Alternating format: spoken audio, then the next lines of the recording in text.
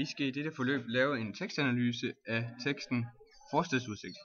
Og jeg vil lige starte med at læse teksten op. Uset af manden bag den krøllede søndagsavis, stiger hun ud gennem køkkenvinduet, en regnfuld og mørk efterårsaften, snitter sig så hastigt i tommelfingeren, bare for at få en grund til at græde. Altså, kvinden hun føler sig overset i det her forhold. Altså, hun har et forhold til manden, men de er ikke ligefrem lykkelige. Og det kan også symbolisere den her med den regnfulde og mørke efterårsaften. Det er dysterhed, og det er mørke, og det er trælse ting, man ser forud på. Og hun er trist, men hun har ikke rigtig nogen grund til at græde sig. Så for at, ligesom at få nogle følelser frem, så skærer hun sig selv i fingeren for at ligesom føle smerte. Ja, og det kan så perspektiveres til en typisk amerikansk sitcom for eksempel.